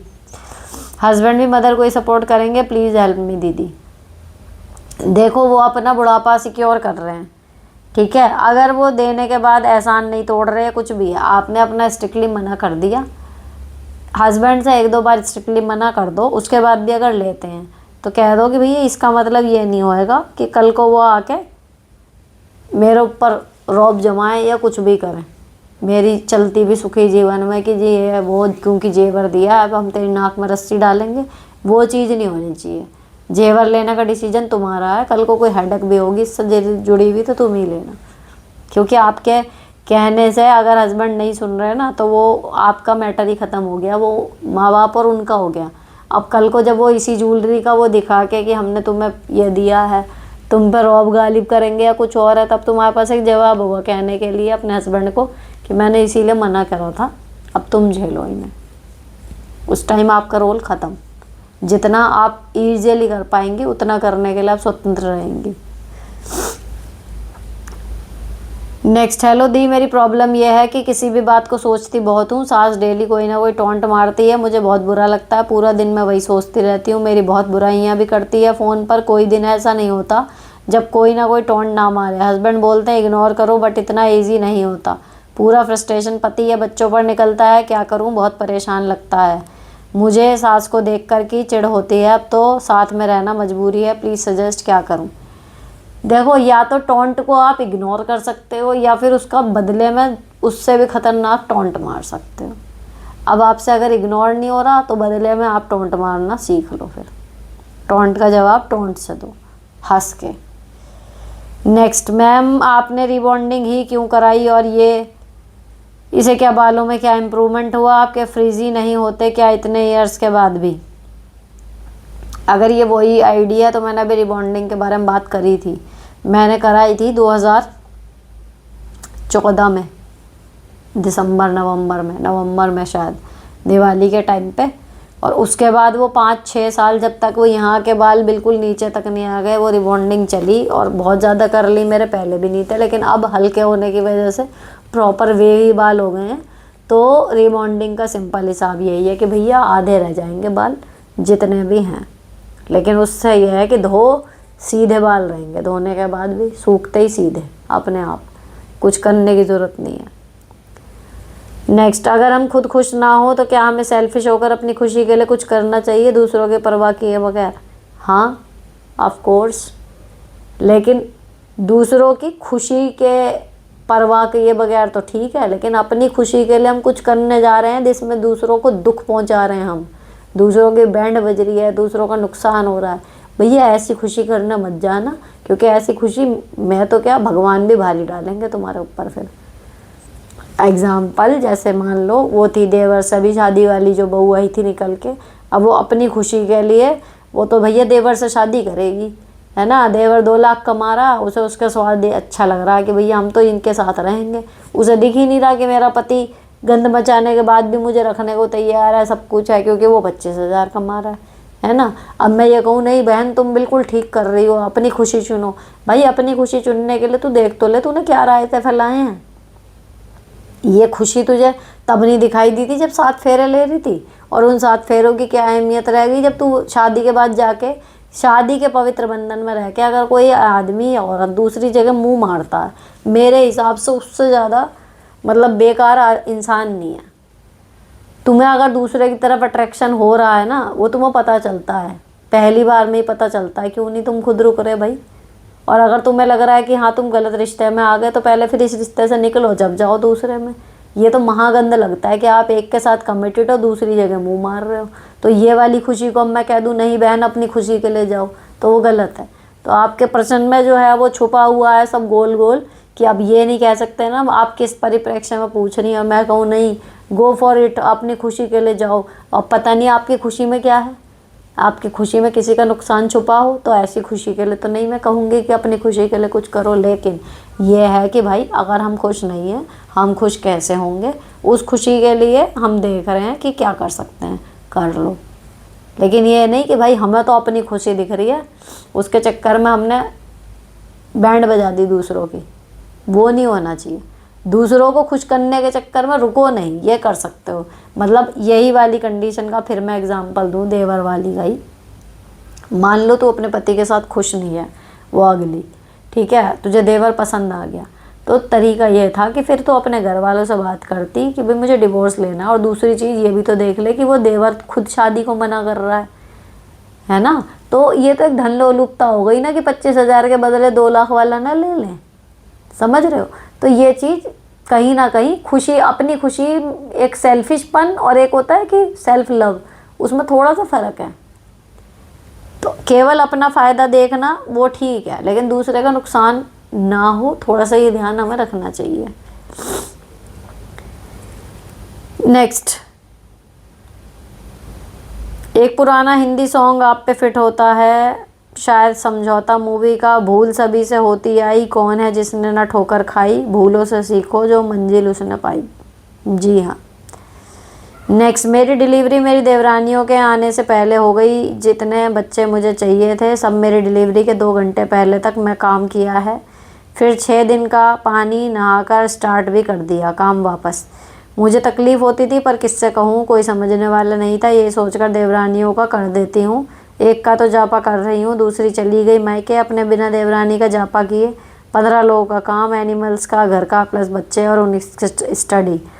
बेटी भी छोटी है तो उसका एक्स्ट्रा काम होता है। उसने मुझे बोला क्यों करती थी मेरा, मैं बोलती थी कि क्या मुझे बहुत हर्ट हुआ। अब मैंने सोचा है कि उसका जापा मैं नहीं करूँगी, एक का तो कर दिया, जबकि मैं किसी का इस मामले में कर्जदार नहीं हूँ। उसको ना जाने कितनी जलन होती है, हमेशा बुरा बोलती है, मैं भूल कर झुक जाती हूँ। अब वही कहीं मैं झुक ना जाऊँ, वो मेरे बच्चे का ख्याल करतन तक अलग कर देती है। मैं नहीं धोऊंगी। मेरी सास और उनकी देवरानी जेठानी सब उसके ही साइड रहते हैं। मेरी इज्जत इसलिए नहीं क्योंकि मेरे हस्बैंड किसी को कुछ नहीं कहते, चाहे कोई मुझ पे हाथ भी उठा दे और उसके हस्बैंड लड़ने लगता है। कंप्लीटली योर डिसीजन, जो कर रहे हो। जैसा आप कह रहे हो आपके ऊपर कोई कर्जा तो है नहीं कि इसने मेरा करा था, आप बलवंत साथ के तौर पर कर रहे हो। आपका मन करे करो, नहीं मन करे मत करो। और दूसरी चीज़ कि हस्बैंड साथ नहीं देते, अकेले हम काफ़ी हैं अपने आप को, मैं हमेशा कहती हूँ आपसे भी। नेक्स्ट, दी आप मेरी मन की तरह बन गई हो, thank you, God bless you. आपके रहते हो मुझे अपनी माँ की कमी महसूस नहीं होती। चलो, मेरी तो है नहीं, शुक्र है आपकी कमी पूरी हो गई।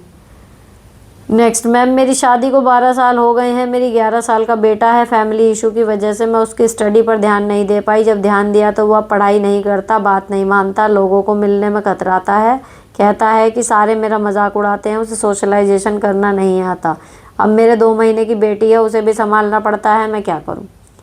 फ़िलहाल अपनी 2 महीने की बेटी और उसके साथ आप खुद टाइम स्पेंड करो। 11 साल का है, अभी टाइम है उसके पास, कोई चिंता की बात नहीं है। और ये एक स्टेज ऐसी आती है जब बच्चा ना अपने घर वालों के जो 2-4 जने होते हैं उनके घर में, उनके अलावा बाहर वाले लोगों में या तो अपने दोस्तों से बात करता है, नहीं तो रिलेटिव्स वगैरह में बात करने से कतराता ही है। ये उसकी एज ही ऐसी चल रही है। तो फ़िलहाल तो आप उसके साथ रहो, टाइम स्पेंड करो, थोड़ा सा उसका कॉन्फिडेंस बूस्ट होएगा, बहन के साथ उसकी एक बॉन्डिंग क्रिएट होएगी, हो जाएगा लेकिन धीरे धीरे ठीक। नेक्स्ट, हेलो मैम मुझे एक बात पूछनी है। अगर किसी को ये पता है कि उनकी ज़ुबान कड़वा बोलती है और हर्ट होता है तो उन्हें कैसे समझाएं। वो डिफेंस में कहते हैं मैं सच्चा हूँ एंड ऑल, और घर में ही हो तो कैसे करें। शब्दों की ही बात है जो कई तरीके से बोली जा सकती है, साथ ही टोन और वे ऑफ टॉक से। अब हाल ये हो रहा है कि मुझे गुस्सा आता है तो मैं भी पलट के जवाब दे देती हूँ, तो उन्हें लगता है कि ज़्यादा बोलती है। पहले मैं कंजर्वेटिव नेचर की थी, बट मन में रखते रखते थक गई हूँ। और एक बात और, मैं सबका ध्यान रखती हूँ, पर उन्हें बहुत ज़्यादा जो मैंने देखा है वो बेटे और अपने पापा का रखते हैं। क्या करूँ। और खाने में भी कभी कभी मजाक में, तो कभी कैसे सुनाते हैं कि बहुत कुछ बनाकर खाती है ये वो, जबकि मैं पूछती भी हूँ। देखो सीधी सी बात है, जो मैं सच्चा हूँ कह के कुछ भी कह देता है ना, उसको एक बार कहना चाहिए कि सच्चाई के आड़ में या कुछ भी कह देने के लिए कि मैं सच्चा हूँ मन में नहीं रखता, उसका एक फनी सा आंसर होता है कि भाई तू मन में ही रख, तू अंदर ही रख, क्योंकि बाहर बहुत गंदा निकल रहा है, रहने दे, हमें नहीं जानना तेरे मन में असली क्या। तू मन में ही रख, ऊपर से मीठा बोल, वो चलेगा अपने को। ऐसे आदमी को एक रियलिटी चेक देना ज़रूरी होता है, और पता है अक्सर उसको पता होता है। मेरी लाइफ में भी ऐसे लोग हैं एक दो, भैया हम तो साफ कहना सुखी रहना, यूँ कहेंगे और उसके बाद कुछ भी कह देंगे, कुछ भी लिटरली। मतलब मैं रोई हूँ ऐसे इंसानों के आगे, मेरे आंसू निकले हैं कि यार इसने क्या कह दिया। लेकिन अभी मुझे समझ में आ गया ऐसे को हैंडल करना। भैया हम तो मन में नहीं रखते, जैसे वो ये कहते हैं ना, मेरा होता है भाई तुम मन में ही रखो, बहुत गंदा निकलता है, रहने ही दो निकालने को। इतना कहते ही आसपास के लोग तो हंस पड़ते हैं, और वो हो जाता जलील, तू मन में ही रख, अगर इतना गंद भर रहा है तेरे मन में तो। हम मन में नहीं रखते, मतलब जो मन में नहीं रखता वो इतना ही गंद बकता है, यानी सबके मन में इतना ही गंद है। उसको यही एक लॉजिक पकड़ा होगी, तू मन में ही रख, मत बोल, मत निकाल मन से बाहर, हमें नहीं जानना बस। नेक्स्ट, दी मैं वही सर्जरी वाली लड़की हूँ, मैं पंप कर भी दूँ तो गुड़िया बॉटल से पीती नहीं। मैं काफ़ी बार ट्राई किया, गिलास से गिराती है उससे भी नहीं पीती, खाली ब्रेस से ही पीती है। उसको शुरू से अब तक ऐसे ही पीने की आदत है। मेरे मायके में मेरे माँ पापा और भाई हैं। पापा डायबिटिक के पेशेंट हैं, इंसुलिन स्टेज है, उनका खाने का बहुत ध्यान रखना पड़ता है, तो वो नहीं आ सकती हेल्प के लिए। हस्बैंड बेटी को रख लेते हैं, बट खाना बनाकर खिलाना, घर संभालना उनके बस की बात नहीं। ऑपरेशन के बाद एटलीस्ट 3-4 दिन तो बॉडी को रेस्ट चाहिए। मुझे डिलीवरी के बाद भी 4 दिन से काम करने को बोला गया था। मेरी गुड़िया को भी उस टाइम मैंने ही रखा, वो दिन याद करके रोना आ जाता है। राइट ईयर का पर्दा फटा हुआ है, फ़ोन हमेशा राइट कान पे ही लगता है, बाय डिफ़ॉल्ट किसी से कॉल पर बात भी नहीं कर पाती। क्या आप अपनी स्टोरी शेयर करेंगे कि आपके ट्विन बेबी को आपने कैसे संभाला, अकेले आप शेड्यूल में काम कर पाते थे, कैसे नहाते थे, कैसे वॉशरूम, खाना वगैरह, पर्सनल काम भी गुड़िया को रखकर कई बार नहीं हो पाते, तब जब बॉडी में पेन हो तब इन्फेंट बच्चे के साथ कैसे सब मैनेज करें, इसके बारे में बताइए। आपकी बेटी एक तो इतनी छोटी नहीं है, इन्फेंट वाली शायद अभी है, मतलब 5-6 महीने की। आपकी बात अगर करूं, कान की सर्जरी होनी है ना, तो आपको ऐसे सीधे नहीं लेटना होएगा। आप डॉक्टर से बात करोगे, दूध वगैरह पिलाने की परमिशन शायद मिल जाए, अगर पंप वाला भी आपका नहीं चल रहा। दूसरी चीज़, पंप वाला वो दूध की बोतल से क्यों नहीं पी रही, वो इसीलिए नहीं पी रही क्योंकि आपने शुरू से उसको आदत ही नहीं डाली। मैंने डाली शुरू से, क्योंकि मुझे पता था 6 महीने बाद मुझे जाना है स्कूल वापस। एक टाइम चाहे वो नहीं पीती थी, मन से नहीं पीती थी, लेकिन फिर भी एक टाइम उसको मैं बोतल से ज़रूर पिलाती थी, ताकि मैं रहूं नहीं रहूं, वो बच्चा मेरा भूखा ना रहे। एक तो वो गलती हो गई आपकी, ठीक है। चलो, अब जो सर्जरी है भैया वो इम्पॉर्टेंट है, 3-4 दिन का क्या नापना। और आपके पिताजी अगर वहाँ पे वो डायबिटिक हैं, नहीं आपकी मम्मी वहाँ पे आ सकती, पापा के साथ आ जाए, खाना बनाती रहें, खिलाती रहें। अस्पताल में थोड़ी कोई रहने के लिए ज़रूरी है, अस्पताल में तो डॉक्टर और नर्स करता है मेरे हिसाब से काम। 3-4 दिन का क्या देखना, लेकिन ये कान का जो मैटर है वो सेंसिटिव है, आपको as early as possible surgery करानी चाहिए। आप पता नहीं किन किन चक्करों में पड़े हुए, वो डायबिटिक है, वो दूध नहीं पीती, वो ये नहीं पड़ती। अरे भैया कान का पर्दा फटा हुआ है आपके, ये ज़्यादा इम्पोर्टेंट है। और एक बार हो जाएगा सही तो फिर हो जाएगा, ये टंटे तो भी चलेंगे आगे तक के सालों के। तो आपको तो ये देखना चाहिए अर्ली स्टेज में, लेकिन आपकी प्रायोरिटी में ही नहीं है आपका कान, तो फिर उसमें दीदी क्या करेगी। तो करने दो, जिस दिन लगे ना मेरे सारे काम निपट गए, सारी जिम्मेदारियां निपट गई, उस दिन जाना डॉक्टर के पास, फिर अपॉइंटमेंट लेना, कोई दिक्कत नहीं है। आराम से रहो फटे हुए पर्दे के साथ, कोई परेशानी नहीं है। क्योंकि जिस आदमी को अपनी प्रायोरिटी बॉडी की वो खुद नहीं नज़र आ रही, उसको वो रास्ते नज़र आएंगे ही नहीं कि फिर मैं कैसे करूं, समझे। जब आपको लगेगा कि ये काम ज़रूरी है, तब आपकी दिशा दृष्टि खुलेगी कि भैया हाँ अच्छा यहाँ से ये हो सकता, वहाँ से वो। अभी आपके लिए बाकी काम ज़रूरी हैं, तो आप बाकी ज़रूरी काम निपटा लो। जब आपको सच में लगे कि आपके कान का ज़रूरी है ना, उस दिन आपको खुद रास्ता नज़र आने लगेगा। उस दिन आपको किसी से पूछना नहीं पड़ेगा कि कहाँ से और कैसे मैं व्यवस्था बनाऊँ। नेक्स्ट, मैम जून में वैष्णो माँ के दरबार जाने के लिए कुछ अच्छे ट्रैक सूट या ट्राउज़र टी शर्ट वुमन के लिए प्लीज़ रिव्यू पॉसिबल, जिनको पहन के अच्छे चढ़ाई कर सके comfortably, thank you in advance.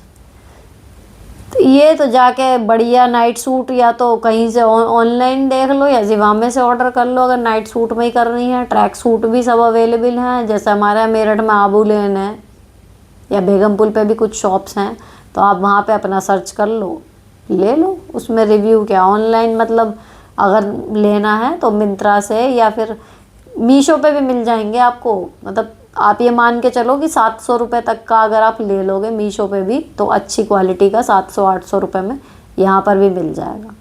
जो मैंने अभी नाइट सूट शेयर करे थे उनमें आरोही का है जो पर्पल वाला, वो 600 कुछ का है, 700 रुपये के शायद अंदर ही था, लेकिन बढ़िया है। तो इस तरीके का भी आप मीशो से भी ले सकते हो। एक बार देख लेना, जो कॉटन नाइट सूट हॉल करके जो मैंने शेयर करा है ना, उसमें देख लेना, कुछ ना कुछ आ जाएगा आपको समझ में। जस्टिफाई योर ब्लेसिंग भी सुनीता वाले चैनल पे। नेक्स्ट, हेलो सुनीता जी, मेरा क्वेश्चन है कि मेरे 2 बच्चे हैं, बेटा 3rd में, बेटी 7th में। बेटी का रिजल्ट अच्छा नहीं आया तो मैं सोच रही हूँ कि घर पर ही पढ़ाऊँ, क्योंकि ट्यूशन में रिटन कुछ ज़्यादा नहीं करवाती थी मैम। मैं वर्क फ्रॉम होम भी करती हूँ, तो समझ नहीं आ रहा कैसे टाइम टेबल बनाऊँ इनका, ताकि ज़्यादा से ज़्यादा घर पर टाइम स्पेंड कर पाऊँ इनका प्रोडक्टिव वे में। बिकॉज़ यहाँ गांव का माहौल है, दिल्ली का ही एरिया है, तो बच्चे बाहर खेलते हैं, बट कैसे कंट्रोल करूँ प्लीज़ ज़रूर बताएं। Because I am single mother with joint family. पहले भी क्वेश्चन किया था फ़ोन से रिलेटेड, कि घर पे सब फ़ोन यूज़ करते हैं। अपना टाइम टेबल आपने जहाँ पर भी बना रखा है डायरी में, उसी को ऊपर नीचे करके टाइम को देखो कि कहाँ से क्या टाइम निकल सकता है ना, क्या और कैसे मैनेज कर पाएंगे टाइम टेबल का, वो मैं यहाँ बैठ के आपको कैसे बता पाऊँगी। क्योंकि जो लाइफ आप जी रहे हो, आपका वर्क फ्रॉम होम है, उसमें कितनी मेंटल एनर्जी जाती है ये आपको अंदाज़ा है। तो आप ये देखो कि कौन से ऐसे वर्किंग आवर्स हैं जहाँ से आप आधा घंटा भी खींच सकते हो, तो वो आधा घंटा आप ये है कि बच्चे को दे दो। या बच्चा जिस टाइम ट्यूशन जाता था, क्या आप उस टाइम पे फ्री हो सकते हैं, क्योंकि उस टाइम पे एक फ्रीक्वेंसी सेट हुई हुई होगी उसके पढ़ने की। तो ये आप अपना जहाँ पे भी टाइम टेबल आपने लिख के बनाया हुआ है ना, उसमें ही आप लिख के ही देखो कि कहाँ से मेरे आधा घंटा और एक्स्ट्रा निकल सकता है या 1 घंटा निकल सकता है, वहीं आपको जवाब मिलेगा। नेक्स्ट, हाय दी, मेरा सी सेक्शन हुआ है, 4 मंथ की बेटी है, पूरे घर का काम मेरे ऊपर है, सास है उनको ब्रेन हेमरेज हुआ था 5 मंथ पहले, कैसे मैनेज करूं बच्चा और घर।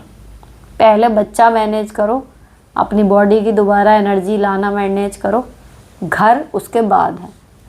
जो बेसिक है कि सबको टाइम पे खाना मिल जाए उतना, और जो सास है अगर वो बिल्कुल बेड रेस्ट पे है तो उनके लिए हेल्पर रखो। नेक्स्ट, हेलो मैम, मैं अपने करियर को लेकर कंफ्यूज हूँ कि क्या करूँ। 2020 में एमकॉम किया था, फिर शादी, 2 बच्चे होने के कारण 6 साल का गैप हो गया पढ़ाई में। मैं स्टडी में टॉपर थी, लेकिन अब प्राइवेट टीचर्स के लिए जाओ तो बीएड और एनटीटी वगैरह मांगते हैं, समझ नहीं आ रहा क्या करूँ। बीएड करो, तभी कहीं टीचिंग में होएगा, कहीं पर भी जाओगे, बीएड करो पहले। हाय मैम, मेरे पार्लर में बहुत सारी लेडीज़ अपनी प्रॉब्लम शेयर करती हैं, तो मैं उन्हें अपने चैनल का सजेशन देती हूँ आपके, और आपकी बातें सुनकर मैं उनकी प्रॉब्लम सॉल्व करती हूँ। एक तरीके से मैंने पार्लर में ही आओ बहन बातें करें शुरू कर दिया। थैंक यू मैम ये चैनल शुरू करने के लिए, बढ़िया।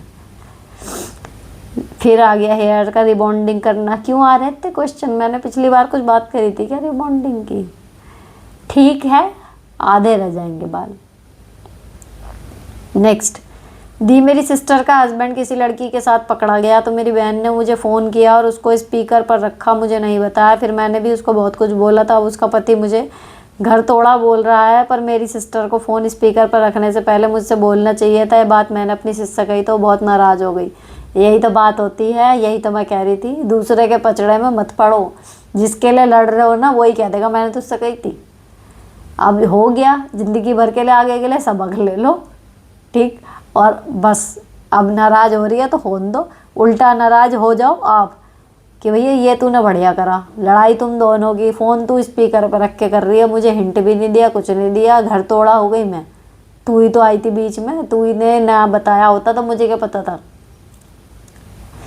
नेक्स्ट, हेलो दीदी, मेरी दादी सास देख रही थी जब मैं मायके में बात कर रही थी, वीडियो कॉल थी जिसमें मेरे पापा किचन में सब्जी बना रहे थे और मामी आटा लगा रही थी।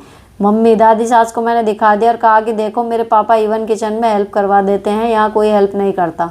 4 टाइम खाना बर्तन सब अकेले करती हूँ। उस टाइम पे वो कुछ नहीं बोली। अगले दिन जब शाम को चाय लेके गई तो उस टाइम पे मेरे सर में दर्द हो रहा था, तो मेरी दादी ने मुझे सुना दिया कि जाओ 2 दिन के लिए मैके चली जाओ, वहाँ पापा खाना बनाता है, वहीं चली जाओ। उनके टोंट सुन के मैं रोना आ गया। मैं वापस अपने रूम में चली गई और रोती रही। अगर मैं मायके में 3 से 4 दिन भी रुक जाऊं तो उनको मैं याद आती है। जब वापस आती हूँ खूब रोती भी हैं। दुल्हन तुम नहीं होती हो तो हम ऊब जाती हैं। वो प्यार करती हैं लेकिन बोली कड़वी है। मम्मी जी को भी टाइट रखती हैं लेकिन फिर मम्मी जी स्ट्रिक्ट हो जाती हैं, वो उनके आसपास आना ही बंद कर देती हैं। खुद का मेंटल पीस कैसे बनाए रखें, ऐसा है। जब वो कह नहीं थी ना कि जा वहीं चली जा या करने दो, तो वो यही कि मैं वहाँ क्यों जाऊँ, मैं तो यहाँ के आदमियों को ऐसा बना दूँगी। अब मैं वहाँ कब तक रहूँगी, परमानेंट वो थोड़ी है ना। और अब एक तरफ वो प्यार कर रही हैं, एक तरफ टोंट मार रही हैं, तो भैया जो उनका वो प्यार है ना कि दुल्हन तुम चली जाती हो मन मन, वो ये बकवास है, फर्जीवाड़ा है ये बिल्कुल, है ना। असलियत वो निकल के आ गई कि जहाँ अपने परिवार के मर्दों की बुराई नज़र आई वहाँ बहू बुरी हो गई तुरंत। तो उनसे एक तो इमोशनल ज़्यादा ना अटैचमेंट रखो मत, नहीं तो दुख उठाओगी। और दूसरी चीज़ कि आइंदा अपने मैके की अच्छी बुरी कोई भी बात है यहाँ पे शेयर करने से बचो। कोई नहीं है समझने वाला सहृदयता से, उसको बस वो पॉइंट एक पकड़ लेंगे, जब उन्हें सही लगेगा वो वहाँ मारेंगे। नेक्स्ट, दी आपके हिसाब से एक चालाक औरत कौन होती है और एक समझदार महिला, इन्हें दोनों के बारे में बताएं। मेरा दूसरा प्रश्न ये है, क्या दीदी हमें भगवान ने जो कुछ भी दिया है हमें उसी में सब्र कर लेना चाहिए, हमें सोचना चाहिए कि हमारे नसीब में यही था, या हमें अपने सास ससुर से भी ज़्यादा किसी चीज़ की उम्मीद नहीं करनी चाहिए, ना ही किसी प्रॉपर्टी का लालच करना चाहिए, और बिना किसी लालच के हमें उनके सेवा करनी चाहिए, वह हमें कुछ दें या ना दें। ये तो मैंने हमेशा बोला कि सास ससुर की या माँ बाप की सेवा करो, उस लिहाज से करो कि हम सेवा कर रहे हैं, इस लिहाज से मत करो कि सेवा कर रहे हैं बदले में ये मिलेगा, अगर हमने नहीं करी तो नहीं मिलेगा, या फिर हमने करी तो हमें क्यों नहीं मिला। ये कम्प्लीटली उनके ऊपर है कि वो कितना डिसीजन ठीक लेते हैं, ठीक है। उम्मीद नहीं रखोगे तुम्हें फ़र्क नहीं पड़ेगा, पहली चीज़। दूसरी की चीज़, चालाक कौन होती है और समझदार कौन होती है। एक सिंपल सा फ़र्क है, चालाक वो जो अपनी बुद्धिमत्ता का प्रयोग दूसरों को नुकसान पहुंचाने के लिए करे, और समझदार वो जो अपनी बुद्धिमत्ता का प्रयोग अपनी और दूसरों की भलाई के लिए करे। बुद्धि दोनों में होती है, बस नेगेटिव और पॉजिटिव इनमें चलाने का फ़र्क है, ठीक है। तो आई होप आपको ये जवाब पसंद आए होंगे। अगर आए हैं तो चैनल को सब्सक्राइब कर देना।